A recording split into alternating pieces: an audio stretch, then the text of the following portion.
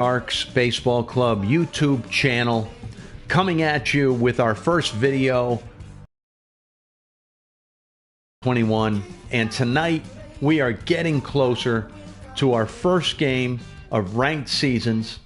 And what I'll do is I'll preview my team for you, tell you how we got here, and go from there. So let's get right into it. So what I did was, when I first got the game, I sold some of my players that I got in my packs, and I started grinding the market. And here's what I did. I went to certain players, and I'll give you an example of one. So, like, let's say Yu Darvish, for example. You see the sell now price is $14,000. The buy now price is $16,473. These are stubs, the currency in the game that is used to buy and sell players and build your team. And the main way that I get stubs is I grind the market and I try to buy players. So a guy like Yu Darvish, I would try to buy for 14,000 stubs. And what I do is I go to buy sell options, and I go to buy on the upper left. Click on it, and then I don't buy that for $16,474. I create a buy order, and I go down and I create the buy order for one stub higher than what the highest sell price is. So I create a buy order for 14,001, and then I would put that in. Right now I don't have enough stubs to do that, so it's not going to actually go. But what I'll do is I will post that, and it will tell me that the order has been placed, and then hopefully I get that for 14,001 stub. And once I get that, I'll go back. Once I get that card, I'll go back here to this menu. I'll click on Darvish again. I'll go back here to this menu, and now I'll sell him. And if I bought him earlier, it will say in the sellable and owned areas there, it will say one, that I have one of him, one quantity of him. So I'll go to sell. I'll create a sell order, and I'll sell him for something just below the buy price, which is $16,495. So I'll place a sell order for 16,494 stubs. And hopefully someone out there will buy him. And then I'll make a profit. If I sell that, I'll make a profit of around 2,000, somewhere around 2,000 stubs. If you do this multiple times with multiple players and stick with it, you can get a bunch of stubs just by buying and selling players. So as we go down a little bit further into the gold area cards, you'll see there's some margins here, like 1,660, 1,366. And sometimes you're going to have to get down even further here and buy and sell a high volume. So here's a margin, 25 stubs, Adam Ottavino.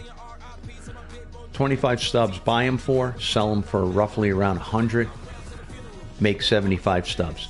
Not a lot of stubs individually, but these add up, and if you can do many of these per hour, you're going to build up your stubs.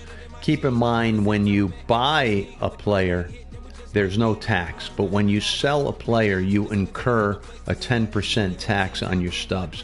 So that's something to think about when you consider what the margins are. So anyway, another way that I have gotten some stubs and built up my team is through some of these programs, like the First Inning program, which is a program that allows you to go in here and play certain moments. You did a moment where Jackie Robinson was the first player to break MLB's color barrier and left his mark on the game forever when he made his major league debut. What they wanted me to do was, playing as Robinson, get on base one time without striking out, and I was able to do that. So basically I click on the moment and it sets me up in a game situation, And if I can do the task, if I can complete the task, I get rewards, and I get stubs, and I get cards. If I get cards that I don't want, I can sell many of them depending upon the program and the reward that I get. And I can also build up my stubs that way. So eventually, I built up about 190,000 stubs, and I started buying my team. So I went back to the marketplace, and I started looking at what kind of players I needed first. I knew I liked Lou Brock because he was a guy that I had in MLB The Show 20, and he was really good. He was my MVP for the year. So I wanted to try to work a way to get him. I didn't get him initially, but I eventually, you'll see, I ended up with him. But in looking through here, so he's a diamond. In looking through here, there's many good players that I was able to build my team with. And what I did was I bought them for the sell now price +1 usually, and maybe plus a little bit more. There were certain players I really wanted more than others. But when you build a team like that, 193,000 stubs, you would think is a lot of stubs, but I went through them pretty quickly in getting the players that I wanted. And then I developed one roster, put one roster together, didn't love it, and sold some more of those players for a profit. So, and in the meantime, what I've been doing is I've been playing casual online games. So not ranked seasons, that don't count, but casual online games to get myself used to the new platform, the new MLB The Show 21. Last year, what I did was I jumped on board in May. The game was already well underway. Didn't really know what I was doing in Diamond Dynasty. Picked up some players and started playing ranked seasons right away, and lost my first 12 out of 13. Never really climbed out of that hole, and ended up playing about 300 games last year and finished about 20 games under 500. So this year my strategy was to build my team slowly. In the meantime, building my team, I wanted to play casual online games. I learned a lot in the last year. I learned a lot from content creators like Cbrev, Mr. Gravy, several others. Watched a lot of videos, hundreds of videos this year to learn about the game. And the thing about me is I don't play with a PCI, can't really get used to it, but I can win games. I can compete. I can beat some pretty good teams. I have beaten some very, very good teams. And I think I'm an average, better than average player. So I like to provide some instructional video and share some experiences that I've had, because I know everybody out there is not a top 50 player. Most people are like me. Most people are average to above average players trying to compete and get better all the time. And this year, I put together this strategy, and I've been very patient. Now, we're more than 2 weeks since the early access of MLB The Show 21, which I got. I got the early access. And I've been buying and selling players every day. I've been playing some moments every day, playing some programs, and I've been playing casual online to get used to the game. This weekend, tomorrow, is going to be the debut, is going to be the opener of our first ranked season game of MLB The Show. Patience over the past 2 weeks. I think I'm ready to go. And I'm going to unveil to you right now my team and tell you a little bit why I got certain guys and what I think about them. So here's my team right here. You can see left field is Lou Brock. He's a 92 overall. Phenomenal speed. 99 speed, 99 stealing, stole a lot of bases from me in MLB The Show 20. Suspect defensively a little bit, didn't really cost me too much, but had some weird animations in left field. But the thing about him is with the speed, I'm able to bunt for a hit usually once a game. He has some pop, he hits home runs. He definitely hits home runs. and a good player. He was my only player last year that hit over 300 for me, and I really wanted to get him, and I didn't have him at first. Bought and sold some players, and I bought him for about 62,000 stubs. And you can see so far in the one game he's played for me, he did well. He had an RBI, he had 2 hits, that kind of thing. What I've learned about this guy, Trent Grisham, I picked him up on my own, actually, but then after picking him up on my own, I found out by watching a lot of content creators, Scan being one of them, that this guy is a glitch. He is a really good player. He played well for me in the one game. His swing is pretty nice. And so I picked him up based on a lot of content creators saying he was really good. You see he's playing up to an 83 right now. So that's my center fielder right now. Right fielder, I had him right from the beginning. Joey Gallo has a lot of pop. 100 against righties, 102 against lefties. Not so clutch. Contact is a little suspect, but has that power and can play multiple positions, as you see there, which is really great, which helps me a lot. So I like him because of the power. He's left-handed. I like his swing a lot.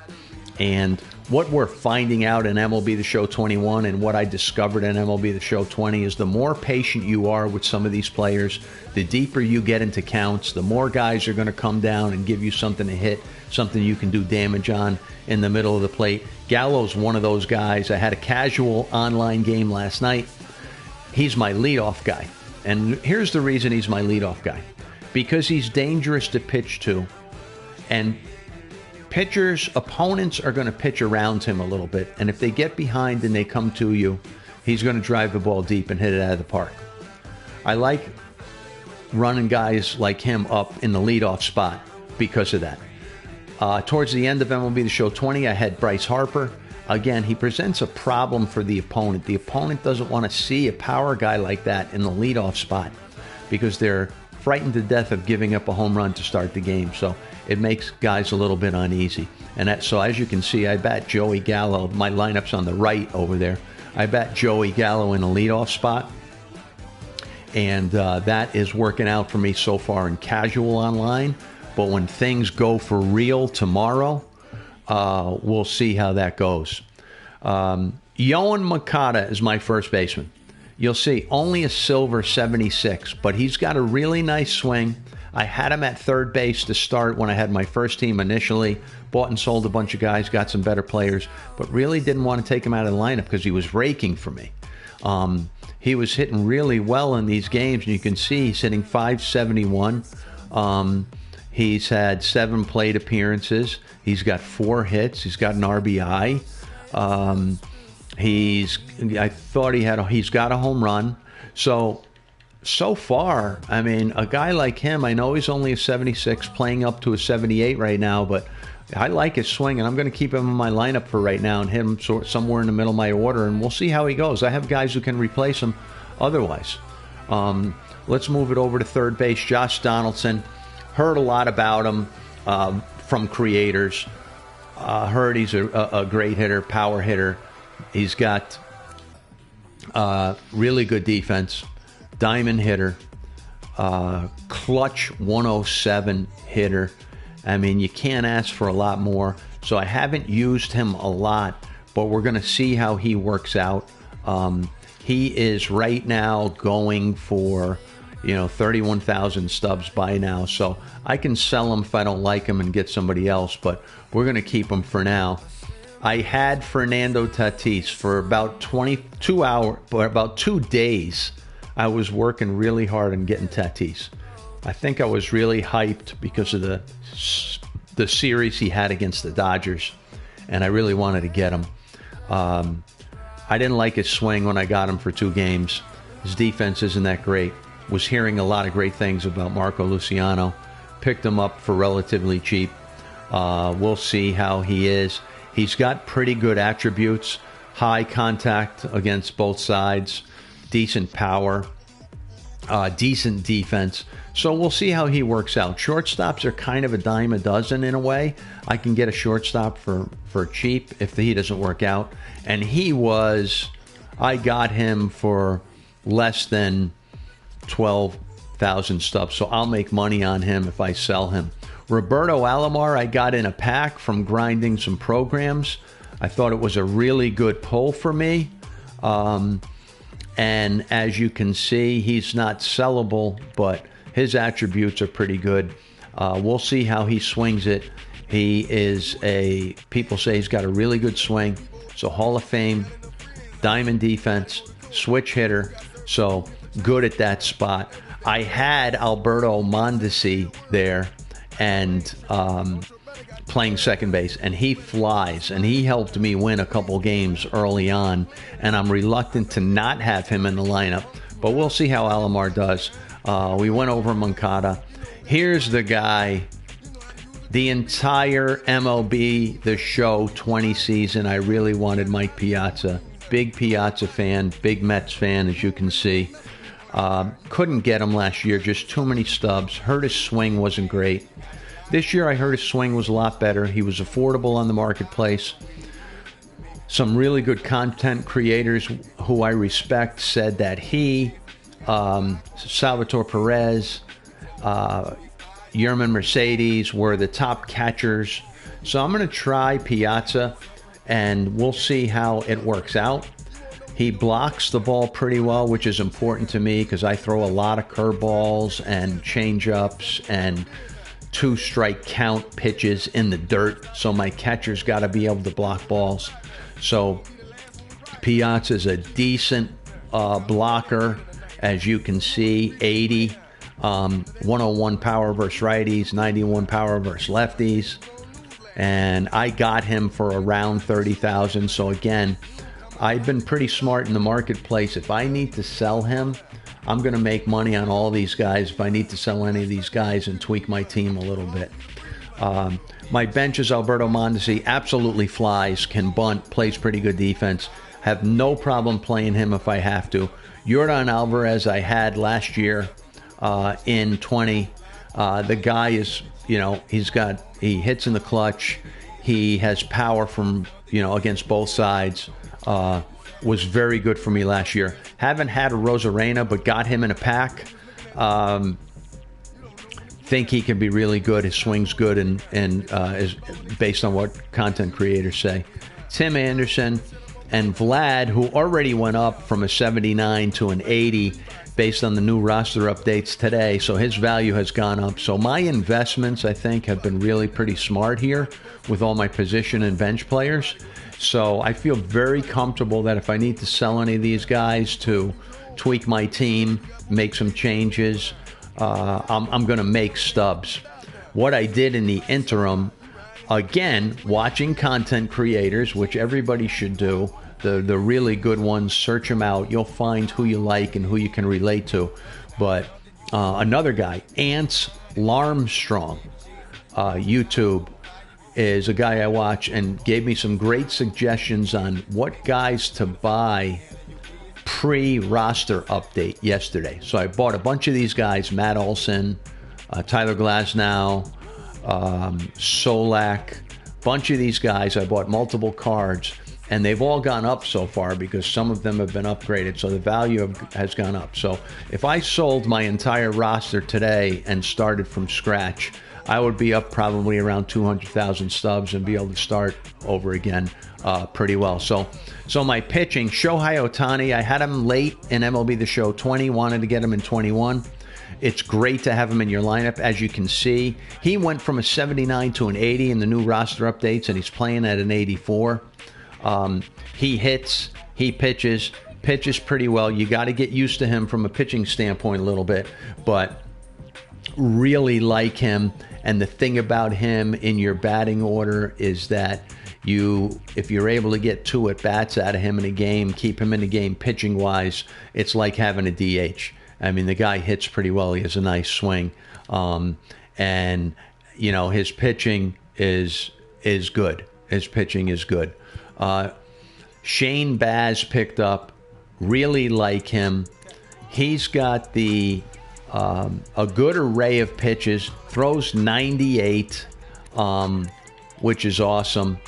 And especially when you're playing early on in ranked seasons, you're going to face some players that are going to have some trouble with high velo, in my opinion. So a guy like Shane Baz in the early stages of ranked seasons, when you're running into guys with not a lot of experience, maybe some new players coming over from Xbox, you're gonna have some success with Shane Baz. So I got him. Happy about him. Just picked up Nathan Eovaldi. He's a flamethrower. Another guy who will help me early in ranked seasons. He's got a nice variety of pitches. In this game, in my opinion, and based on what a lot of content creators who know a lot more about it than me, having a cutter is clutch. A splitter or a sinker is clutch. And the idea that he throws 98 is very important too. So a good array of pitches. And not bad. You know, his hits per nine is up there, so that's good. One of the most important, probably the most important factor in the game is hits per nine, because the better a pitcher's hits per nine are, the smaller your opponent's PCI is going to be. So hits per nine is probably the most important stat of the game from a pitching standpoint. I picked up Paxton, who was a 78. Didn't cost me much, but I picked him up because he's a left-hander. He's also got a cutter. I like knuckle curves a lot. I've had success with them. Again, he's only a 78 overall.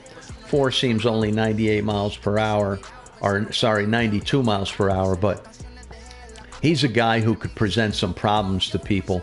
And Corbin Burns I picked up because of the value, because of the investment.